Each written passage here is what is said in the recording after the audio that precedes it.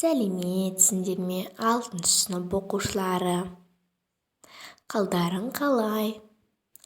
Жаратылыстану сабағына қош келдіңіздер. Сабақтың бөлімі ғалам, жер, адам. Сабақ тақырыбы материктер мен мұхиттар. Сабақтың мақсаты жоспар бойынша мұхиттар табиғатының ерекшеліктерін анықтау деп аталады. Түсінік болса, келесі суретке назар аударайық. Жер ғаламшарымыздың қанша пайызын су алып жатыр деп ойлайсыздар? Әрине, өте дұрыс. Жер ғаламшарымыздың 2/3 бөлігін немесе 71% су алып жатыр екен. Ал біліп алдық, су 71% су алып жатыр екен. Жалпы, сендер қандай мұхиттар мен теңіздерді білесіңдер? Айтып кетіңдер.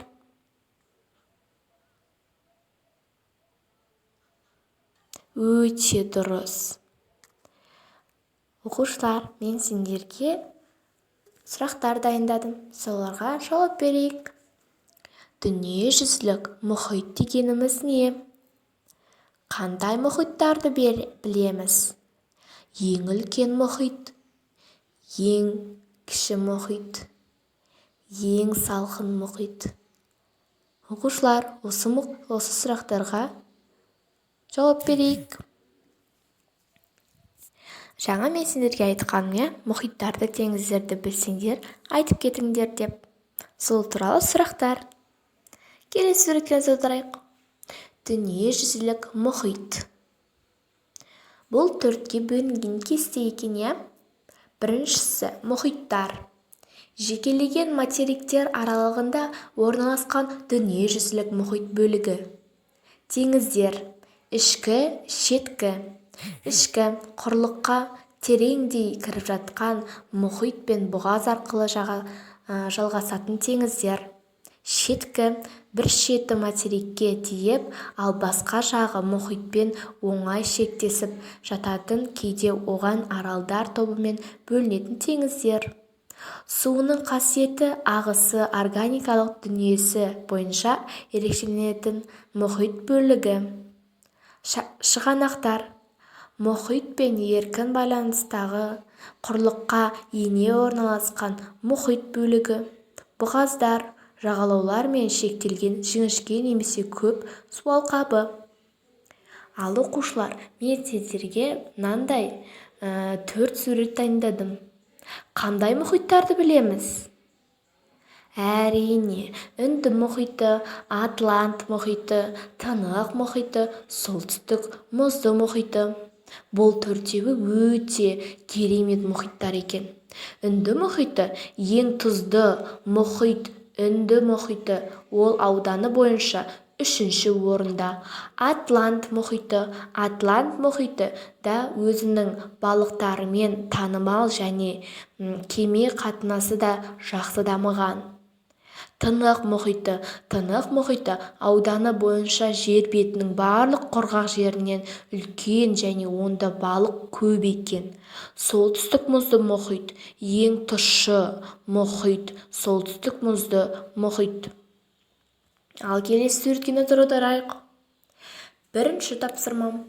Мұхиттың географиялық орнына сипаттама жасау жоспары. Мен сендерге 8 сұрақ дайындадым. Бірінші сұрақ. Мұхит экваторға, тропиктерге, полюстерге қатысты қалай орналасқан? Екінші. Мұхит қандай ендіктерде жатыр? Үшінші. Мұхиттың ең енді бөлігі қайда орналасқан? Төртінші. Мұхит қандай құрлықтардың арасында орналасқан? Бесінші. Қандай басқа мұхиттармен және бұғаздармен байланысқан? Алтыншы. Жағалық сызығының сипаты қандай? Жетінші. Мұхиттың ірі теңіздері, шығанақтары, бұғаздарын атаңдар. Сегізінші. Мұхиттың шаруашылықта қолданылуы. Осы сұраққа, 8 сұраққа жақсы жауап берді деген ойдамын. Келесі суретке назар аударайық. Үнді мұхитының географиялық орнына жасалғанын сипаттама. Бірінші, мұхиттың көп бөлігі солтүстік жарты шарда орналасқан. Екінші, мұхит 8-ден 10 ендіктен оңтүстікке қарай субтроптик тұрақты жоғары қысын аймағының әсерінен ауа айналымы тұрақты жүреді. Желдері, ал қоңыржай ендіктерде батыс желдері басым. Үшінші, мұхиттың енді бөлігі экватор сызығы астыңғы бөлігінде орналасқан. Төртінші, Африка, Азия, Аустралия және Антарктиданың арасында орналасқан. Бесінші, Атлант және Тынық мұхиттарымен шектеседі. Үнді мұхитындағы маңызды Суэц каналы, Хсмус бұғазы және Малакка бұғазы маңызды су жолдары болып саналады. Мұхиттың жағалауы аз тілімделген. Қызыл, Арабия, Аңдаман, Тимор, Арафур теңіздері, Аден, Парсы. Бірінші тапсырма. Мұхитының географиялық орнына сипаттама жасауы жоспары бойынша Тынық мұхитына сипаттама жасаңыздар. Тура жаңағы мен оқыған секілді сіздер өздеріңіз сипаттама жасайсыздар. Жаңағыдай көлемі қанша, ол жерде не бар, ол жерде қандай жаңағы заттар бар, ол жерде адам өмір сүре ме деген секілді сипаттама жасайыңыздар. Немесе альбом, немесе сурет арқылы жеткізуге болады, немесе сөз арқылы, реферат арқылы, шығарма қылып істесеңіздер де болады. Екінші тапсырма, мәтіндегі бос жерлерге қажетті сөздерді жасаңыздар. Жаңағы мәтіннің ішінде осындай сөздер болған. Солтүстік мұзды мұхитты орналасқан. Екінші, бұл ең мұхит. Ол материктермен шектеседі. Ал осы үш жолға қандай сөздерді қоямыз? Бірінші тапсырма. Критериел. Картамен жұмыс жасай біледі. Қосымша ақпарат көздерін қолданады. Дескрипторлар. Мұхитты картадан тауып, орнына сипаттама береді. Мұхиттың қолданылуы жөнінде қорытынды жасайды. Екінші, бос жерлерге қажетті сөздерді жазыңыздар. Үшінші, мұхитты зерттеу жоспарын жасайды. Ал оқушылар дескриптормен, бағалау критериймен және екінші, үшінші тапсырмалармен танысып алсақ, жаңағы тапсырмаларды міндетті түрде орындай алады деген ойдамын. Ал оқушылар, бүгінгі сабағымыз өте қызықты болып жатыр, иә? Ал әрі қарай осылай жалғастыра берейік.